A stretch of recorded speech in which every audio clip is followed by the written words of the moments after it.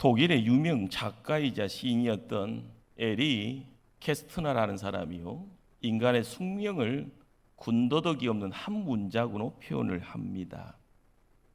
요람과 우돔 사이에는 고통이 있었다라는 말로요. 많은 것을 생각게 하는 문장입니다. 인간이 산다라는 것, 그것이 고통의 연속인가 봅니다. 우리는 문제를 안고 문제 속에서 살아가고 있습니다. 오늘 본문도 당시 사회의 지도층이 인사였던 해당장 야이로에게 큰 아픔, 가슴 아픈 문제가 있다라고 말합니다. 유대인 사이의 지도자라는 체면 그리고 권위 다 내려놓고 예수라는 청년 발 앞에 엎드려 예언합니다. 그 집안의 긴박한 문제, 그것은 바로 사랑하는 12살 애딸, 애동딸이 고통 중에 지금 죽어가고 있다는 겁니다. 두 번째로 등장하는 여인, 혈류증으로 12년째 투병 중에 있습니다. 이 여인 당시 사회와 가정에서 버려졌습니다. 심지어는 유대교에서 버려졌다라고 이야기합니다. 하나님으로부터 버림받았고 백성들에게 차별받고 있습니다. 한 여인의 몸으로요, 육신의 질병 껴안고 부딪히는 문제가 얼마나 고통스러운가를 상상케 합니다. 우리는 이 두 사례를 통해서도 우리가 살고 있는 삶에 대한 이야기들을 할 수가 있습니다. 모든 인간에게 문제가 있다. 높은 자든 낮은 자든, 가진 자든 못 가진 자든, 그리고 배운 자, 못 배운 자든, 늙은이든 젊은이든 인간은 문제 끌어안고 살아가고 있다라는 겁니다. 그러나 인간이 가진 문제가 무엇이든지 하나님께로 돌아오면 해결책이 있다는 것입니다. 80다 된 할아버지가요, 왼쪽 무릎이 고장이 나서 병원을 찾아갑니다.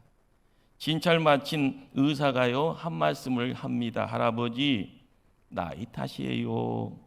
오래 써서 고장 났어요. 할아버지가 버럭 화를 냅니다. 왼다리 오른다리나 나이는 똑같이 먹었네 이놈아 하면서요, 멀쩡한 오른다리 놔두고 왜 왼다리에다 나이 탓이냐 이 말을 지금께 크게 악쓰더라는 겁니다. 말이 된가요? 말이 됩니다. 똑같은 나이 먹어도 어떤 다리는 아프고 어떤 다리는 멀쩡할 수 있습니다. 나이 젊어서 건강한다라고 이야기하면 젊은 나이에 병실 생활하는 사람이 있습니다. 우리의 주변을 살피면은요, 가까운 곳이나 먼 곳이나 인간이 살아가는 모습 속에서는 문제가 있는 걸 보게 됩니다.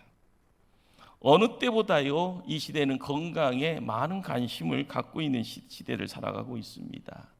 반면에 질병도 그만큼 많아졌습니다.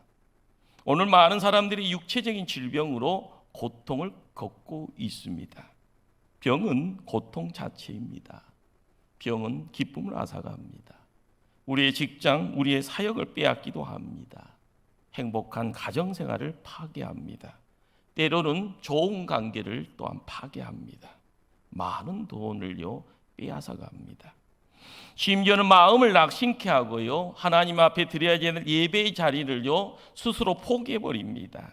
그래서 흔히들 건강 잃으면 모든 것 다 잃어버린다, 그렇게 말한가 봅니다. 여러분들은 어떻습니까? 건강, 하나님이 주신 선물입니다.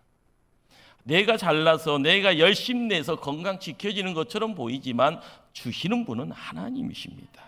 젊고 건강할 때요, 잘 지켜야 하고요, 그것이 바로 하나님께 충성하는 것입니다. 그것이 바로 가정을 사랑하는 것이고요, 나를 통하여서 하나님의 꿈이, 나를 통하여서 하나님의 비전이, 나를 통하여서 세상을 유익하게 하는 것, 바로 거기에 하나님이 함께해야 합니다.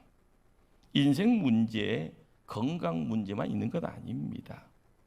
가정마다 자녀 때문에 눈물 마르지 않다라고 이야기가 들려집니다. 자식 키우는 재미도요, 갓난아기 때, 유치원 다닐 때 이쁘지, 초등학교 들어가면서부터요, 근심 걱정, 문제투성인가 봅니다. 자녀들은 부모에게 불평이 많습니다. 그런데 부모는 일평성 자녀 때문에 가슴앓이 합니다. 하나님이 세상 만드시고 에덴 동산에요, 남자 여자를 세워 놓았습니다. 동산에 선악과 가시를 먹지 말라고 말합니다. 죽는다라고요. 그러나 선악과를 따먹게 되어집니다. 하나님이 벌을 내리십니다. 여인은 하하에게요, 넌 자식 낳는 고통을 갖게 될 거라고 이야기합니다. 하하가 하나님께 묻습니다. 하나님, 왜 자식 낳는 게 고통입니까? 하나님 말씀했다고 합니다. 너희도 자식 때문에 속 좀 썩어봐라. 얼마나 힘든지 맛 좀 봐라. 그래서요, 인간에게 자식 생기고요, 어제나 오늘이나 인간은 그놈의 자식 때문에 일평생 소갈이를 하고 살게 되었다라는 우스꽝스러운 이야기가 있다고 합니다. 사실 인간 문제는요, 에덴 동산에서도 문제가 시작이 됐습니다. 죄 때문에 생긴 문제고요. 먹지 말라는 선악과를 먹고 나물 그늘 밑에 숨습니다. 바로 거기에서 하나님과 인간의 관계가 깨졌습니다. 바로 이것을 영적인 문제라고 이야기합니다. 주변을 살피는 중에요, 본인이 벌거벗은 것을 발견하고 부끄러워합니다. 이것은 자신과의 문제입니다. 긍정적인 자아상이 혼란을 일으키고요, 파괴되어진 것으로 나타난 겁니다. 왜 선악과를 먹었냐 물었더니요, 하나님이 만들어준 여인이 먹으라 그래서 먹었습니다. 핑계를 댑니다. 사회적인 관계의 문제를 만들어냅니다. 인생의 모든 문제가 하나님과의 관계, 그리고 내 자신과의 관계, 그리고 주변의 다른 사람과의 관계, 이것이요, 어떻게 보면 세상적인 관계입니다. 이때부터요, 이 관계가 깨어질 때부터 인간은 하나님 섬기는 대신에 세상과 물질을 섬기게 되었습니다. 사람 사랑해야 되는데요, 사람을 이용합니다. 도구로 생각해 버립니다. 돈 문제, 사회 문제, 직장 문제 속에서요, 문제를 껴안고 살다가 문제 속에 파묻혀 죽는 것, 이것이 우리의 모습인가 봅니다. 자아를 잃은 인간 끊임없이 묻습니다. 하나님, 과연 나를 사랑하시는지, 하나님, 못났지만 나를 용납하고 계시는지, 내 남편, 내 아내, 친구들이 나를 받아주고 있는가, 나는 과연 이 세상에서 필요한 존재인가, 가치 있는 존재인가, 이 세상은 지금 나를 속이지는 않는가. 여기에 긍정적인 대답 얻지 못하면 인생의 참 의미를 잃어버리게 됩니다. 사랑하는 성도님들, 나는 어떤 상태입니까? 내 마음속에요, 평안이 있고 기쁨이 있고 감사가 있습니까? 눈에 보이는 것이 다 연수고요, 눈에 거치장스러운 것이 내 다 삶의 방해로 드러나고 있습니까? 사는 것이요, 재미없고요, 짜증납니까? 우리 삶의 인생의 참 의미를요, 땅을 향하여 두면 나올 것이 없습니다. 그러나 하늘을 바라보고 하나님께 시야를 둘 때 새로운 변화가 있어질 줄 압니다. 인간이 가진 마지막 문제는 뭘까요? 죽음의 문제입니다. 죽음은 이 땅의 모든 것을 끝내버립니다. 그래서 우리는 끝나기 전에 온갖 몸부림을 칩니다. 죽음 이후에 난 어떻게 될까? 나는 어디로 가는가? 오늘 내 인생의 마지막 날이라면 과연 하나님은 나를 천국으로 보내주실까? 이것이 궁극적인 문제입니다. 우리의 삶을요, 송두리째 뒤엎는 삶의 미끼가 뭐고요, 유혹이 뭡니까? 들려지는 소리 속에서요, 깨닫지 못하고요, 들려지는 내용이요, 내 삶 속에요, 나를 진득하게 진리라는 공간에 나를 세우지 못하면은요, 문제가 있을 때마다요, 까우뚱거립니다. 밀려오는 쓰나미 앞에 휩쓸려 가버립니다. 뭔가가 위에서 짓눌리면은 숨막혀 죽어버린다고 이야기를 하는 겁니다. 우리가 보여지는 코로나,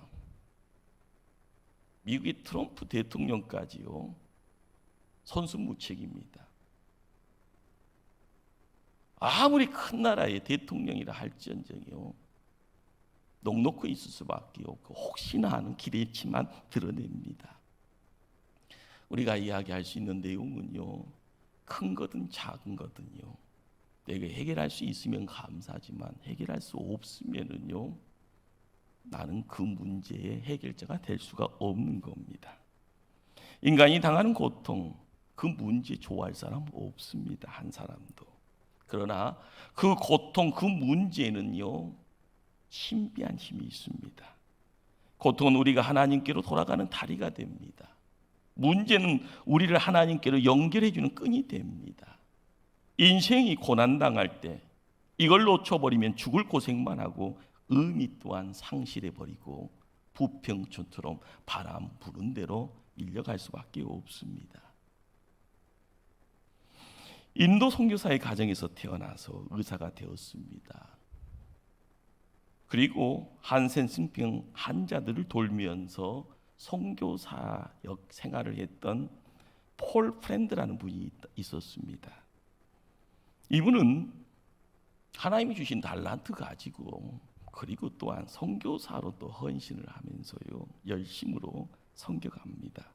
하루 종일 환자들을 돌보고요 먼 길을 앙내하고 집으로 돌아왔습니다. 그런데요 너무 피곤해서인가요 바닥에서부터 마비 증세가 시작이 됩니다. 의사의 직감이라는 것 때문에요 핀을 꺼내들어 발에 뒤꿈치를 찔러봅니다. 통증을 느끼지 못했다고 합니다. 순간적으로 찾아들어온 생각, 나도 나병에 전염되었구나. 낙심이 찾아왔습니다. 그리고 무릎 꿇고 기도합니다. 하나님께서 제게 나병을 주신 것이라면 거기에도 의미가 있겠지요. 그러나 내일은 많은 일들을 제가 감당해야 합니다. 오늘 밤 편히 쉬게 해 주십시오. 그렇게 기도하고 잠자리에 들었다가 합니다. 편한 잠 잘 자고 일어나서 몸 상태를 보니까 몸이 가뿐해져 있었습니다. 어제 그 핀을 다시 손에 들고요 발 뒤꿈쭉 다른 쪽을 콕 찔러 보았다고 합니다. 그랬더니요 천장이 떨어져 나갈 만큼 자기 입에서요 소리가 그냥 터져 나온 겁니다. 통증이 찾아왔던 겁니다. 어젯밤에 너무 많은 일로 몸이 잠시 마비 되었던 것을 깨닫게 되고요 하나님 앞에 납작 엎드려서 기도합니다. 하나님, 통증 주셔서 감사합니다. 통증, 고통 느끼게 해주신 하나님 감사합니다. 그렇게 기도했다고 합니다. 그는 후에요 인간이 가진 고통이 저주만은 아니다라는 사실을 깨닫고 책을 씁니다. 고통이라는 선물. 이 책의 내용은 간단합니다. 고통은 우리의 눈을 통하여 세상을 보다가 하나님을 향하게 해준다. 우리의 발이 하나님께로 나아가도록 도와준다. 우리의 입이 하나님의 이름을 부르도록 도와준다. 우리가 고통당할 때 하나님은 언제나 내 곁에 함께 하셨다. 홍 목사도요 어떻게 보면 파란만장하게 살았던 것 같습니다. 그렇게 안 보이잖아요. 그런데 다시 50년 전으로 돌아가고요 80년대로 돌아가서 대학생활 해보겠냐 재밌을 것 같아요. 그런데요 죽어도 못할 것 같아요.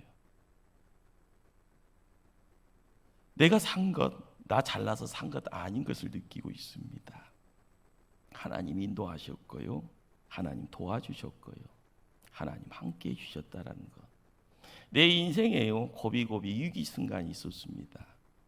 여러분 말해도요 그것이 위기였을까? 그건 저한테는 위기가 많았습니다. 그러나 하나님 함께 하셨고요 고난이 고난으로 느껴지게 않게 하셨다는 겁니다. 역사 가운데 위대한 사람들의 이야기들을 듣다 보면요 그 사람이 왜 위대한가라는 것에 대한 이유가 있습니다.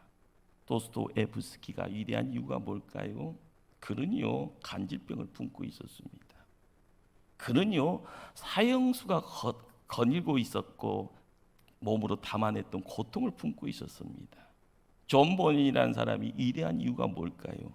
그는 기나긴 감옥 생활에서요 평안을 지켰던 자입니다.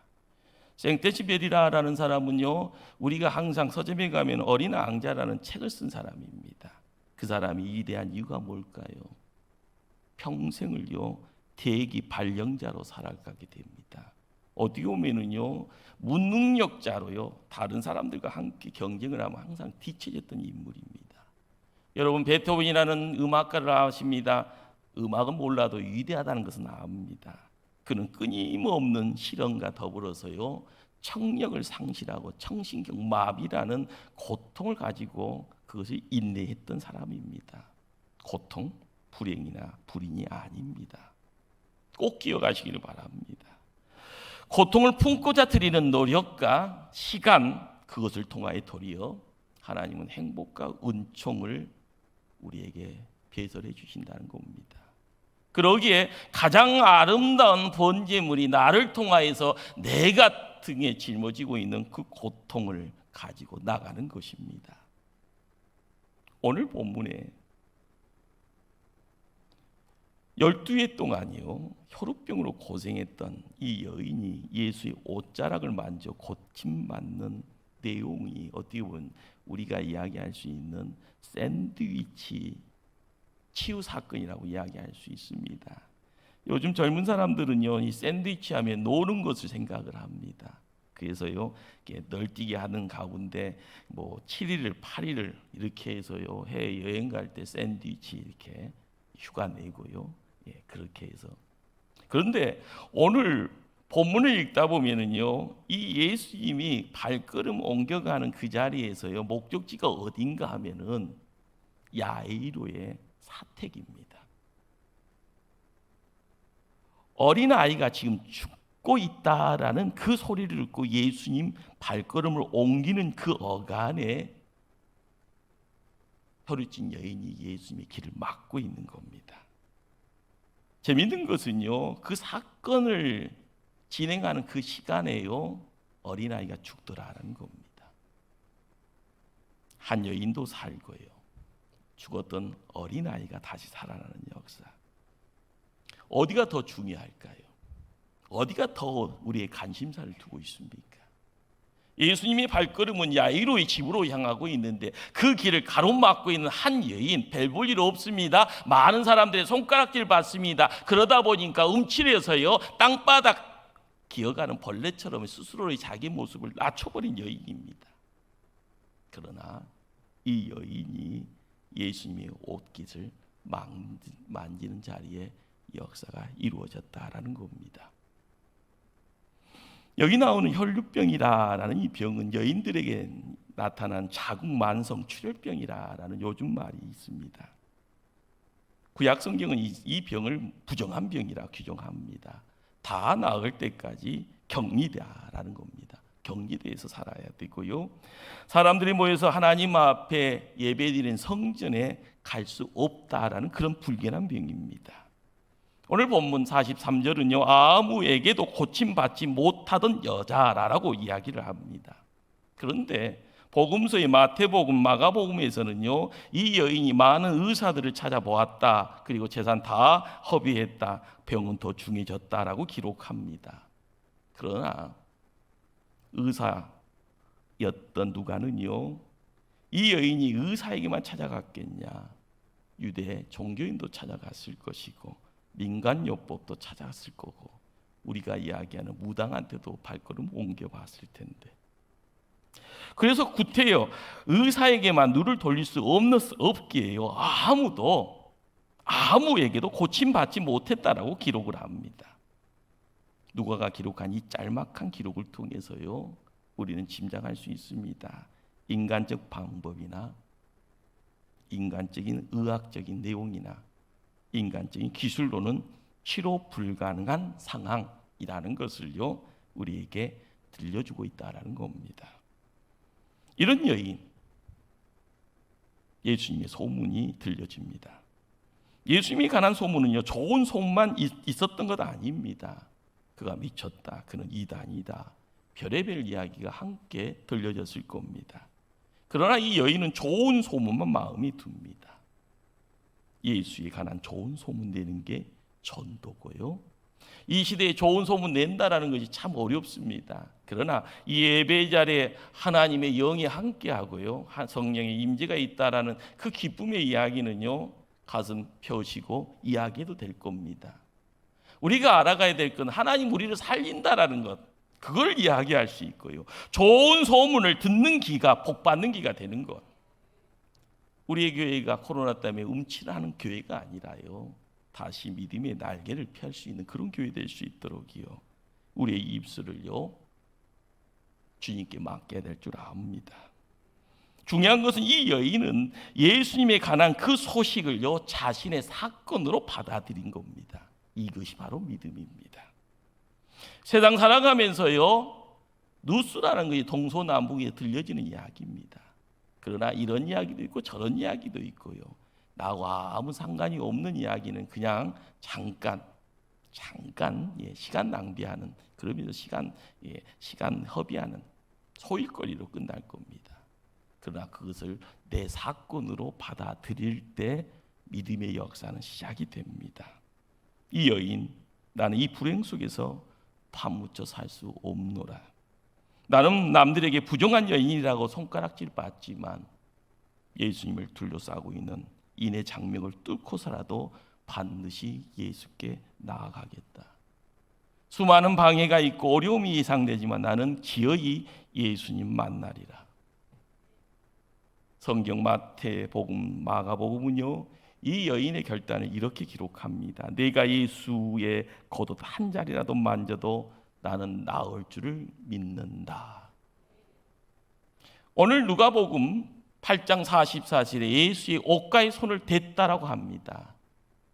옷가, 대단히 재밌는 말인데요, 유대인도 한복 같은 게, 두루마기 같은 긴 옷을 그 당대에 입고 다녔습니다. 그리고 허리띠를 꼬아서 매는데 그것을 묶어서 밑으로 축 늘어뜨리는, 바로 그것이요 옷가고요, 우리말로 하면 옷술이라고 할 수가 있습니다.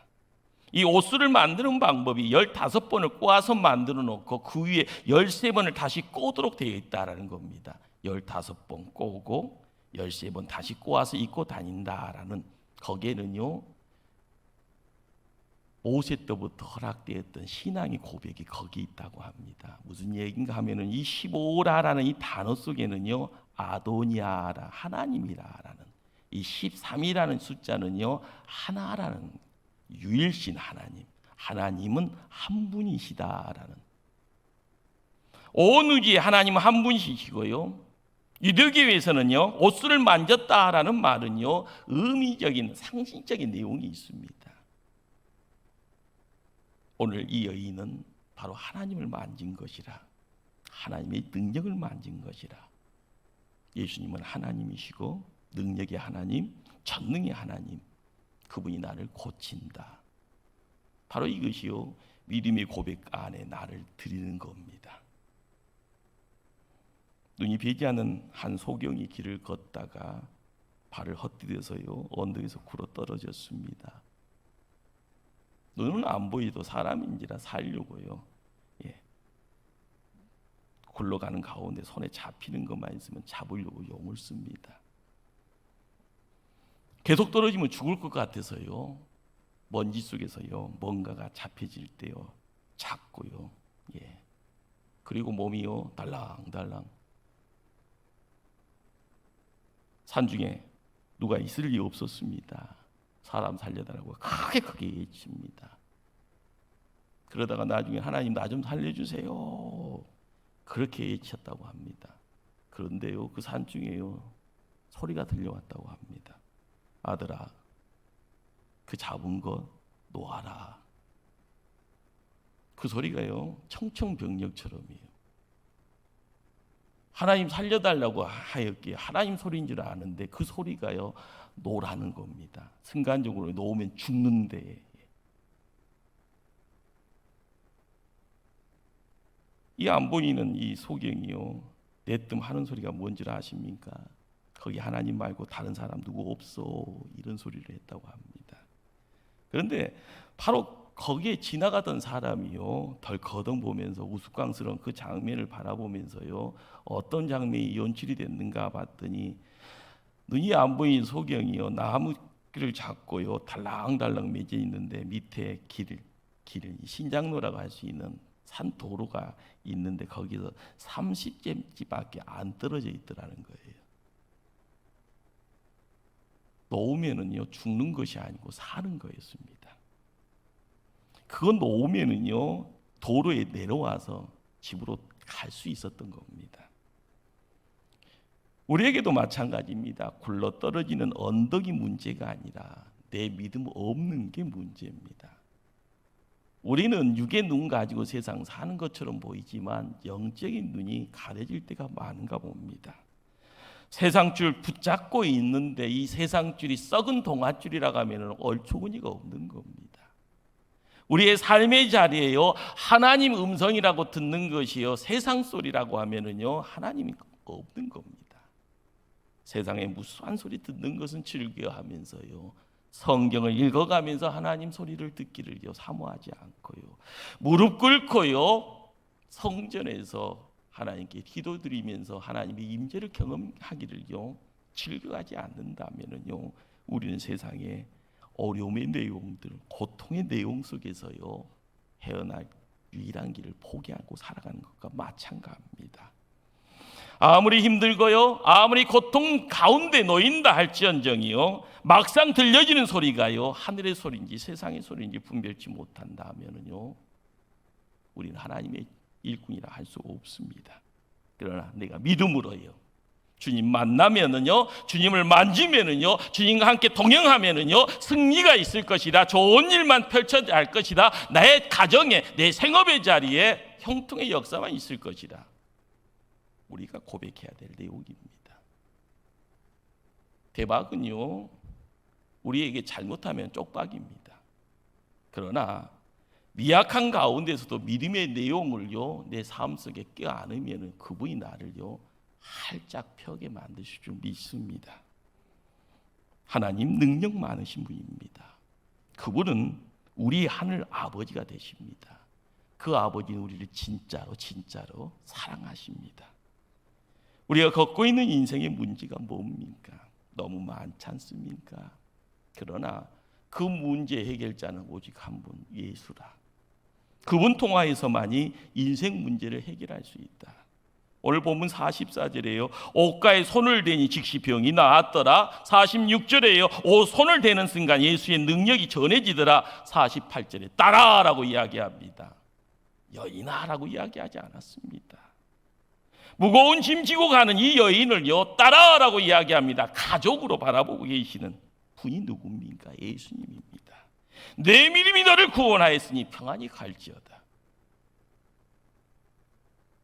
우리의 삶의 자리에요 우리를 짓누르고 있는, 우리를 힘들게 하는, 우리를요 정말 괴롭게 하는 문제들, 그 문제를 내 힘으로 할 수 없기에요 나를 아들로 불러주시고 딸로 불러주신 그분과의 관계를 회복해야 되는 겁니다. 예수의 옷가가 무엇입니까? 교회는 예수님의 몸입니다. 예수님의 옷술이 되어집니다. 예배는요 예수님의 옷술을 만지는 겁니다.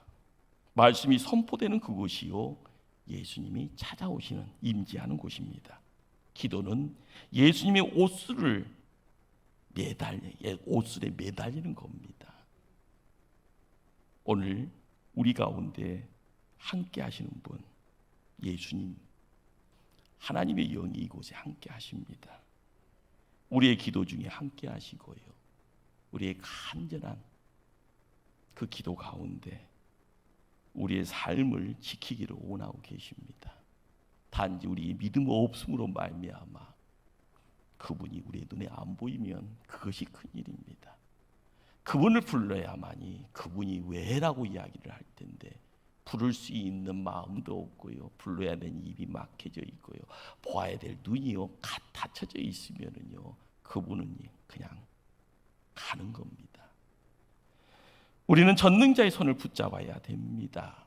세상 살아가며 인생이 어려울수록이요 예수님 손 붙잡아야만, 그분의 음성 듣기를 사모해야만 우리의 살 길이 열려질 줄 압니다.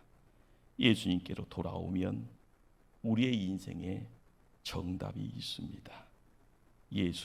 오직 예수가 우리 인생 문제의 해결책이 되어진다라는 사실 앞에 우리가 다시 한번 뜨거운 열정을 가지고 뒤를 쫓아야 될 줄 믿습니다. 기도하십니다.